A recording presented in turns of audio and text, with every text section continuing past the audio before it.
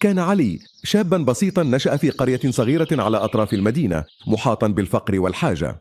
كبرت أحلامه بين جدران بيته الضيق، لكنه كان يرى بعينيه الواسعتين صورة مختلفة لعالم يسوده الخير والعدل.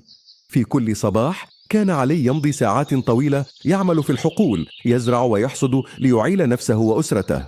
ورغم قسوة الحياة لم يكن يشتكي، بالعكس كان على يقين بأن الأمل يمكن أن يزرع مثل الحبوب وينمو إذا رويته بالإخلاص والإرادة.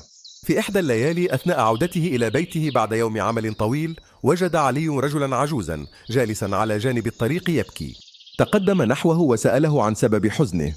أخبره الرجل أنه فقد كل شيء بسبب دين كبير لم يستطع سداده، وأنه لم يعد لديه مأوى. لم يكن لدى علي المال الكافي لمساعدة هذا الرجل، لكنه أعطاه نصف وجبته البسيطة ووعده بأنه سيبحث عن طريقة لمساعدته. في تلك الليلة قرر علي أن حياته يجب أن تتغير. لم يكن يريد فقط أن يخرج من دائرة الفقر بنفسه، بل أراد أن يكون ذلك الضوء الذي ينير طريق الآخرين في الظلام. بدأ بتوفير القليل من المال الذي كان يكسبه كل يوم، وكان يؤمن أن الخير يمكن أن يضاعف نفسه مثل بذور النبات. بعد عدة سنوات من العمل الجاد استطاع علي أن يجمع مبلغا صغيرا فتح به مشروعا صغيرا في مدخل القرية. وشيئا فشيئا بدأ الناس في القرية يثقون بعلي ويلجؤون إليه عندما تواجههم أي مشاكل. لم يتوقف حلم علي عند هذا، كان يؤمن أن المساعدة الحقيقية ليست فقط أن تقدم المال أو الدعم المادي، بل أن تساعد الناس على الوقوف بأنفسهم. كبرت الشركة سريعا وأصبحت مقصدا ليس فقط لأهل القرية بل للعديد من الأشخاص من خارجها. كان علي يتعامل مع الجميع بنفس التواضع، يتذكر الأيام التي كان يسير فيها في الحقول دون أن يملك شيئا. كان يؤمن أن كل إنسان لديه القوة بأن يغير حياته، ولكن أحيانا يحتاج إلى من يمد له اليد. ذات يوم وفي مكتب الشركة دخل شاب آخر يدعى ماهر. كان ماهر من أسرة غنية جدا، لكنه كان مختلفا عن الباقين. لم يكن يبحث عن الربح فقط، بل كان يريد أن يعمل مع علي لتحقيق هدفه الأسمى في تغيير حياة الناس للأفضل.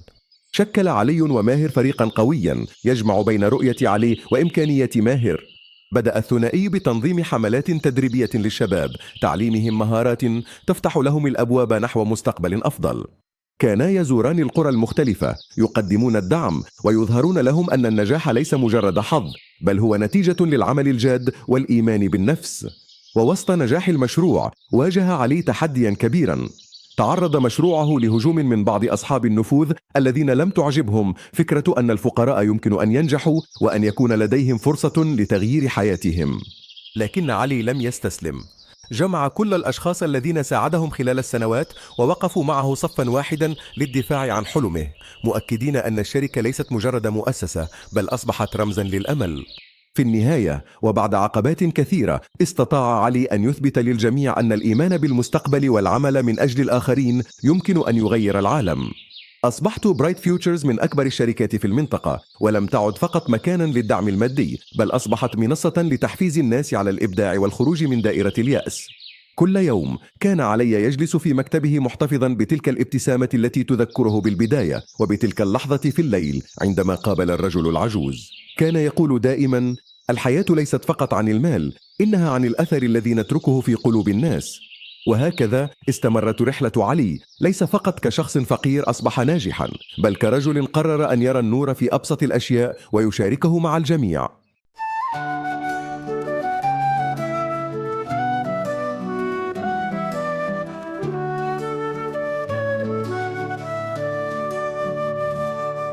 في دروب الحياة قد نلاقي العثرات، لكن الأمل في قلوبنا يضيء مثل النجوم.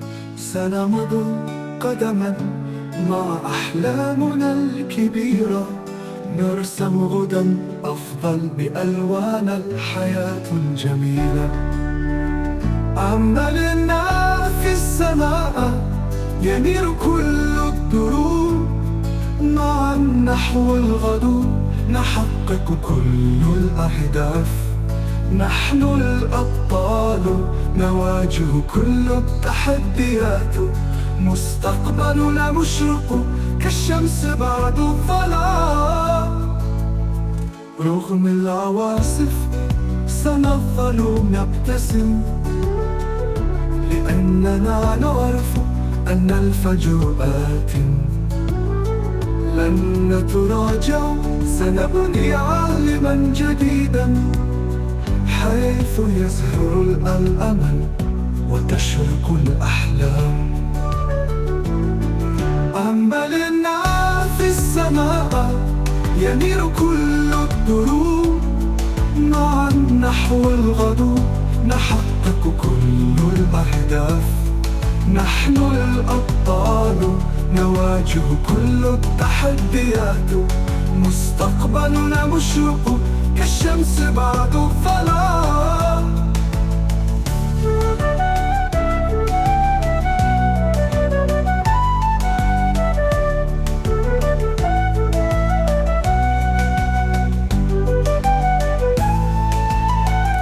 أملنا في السماء ينير كل الدروب، معا نحو الغدو نحقق كل الأهداف.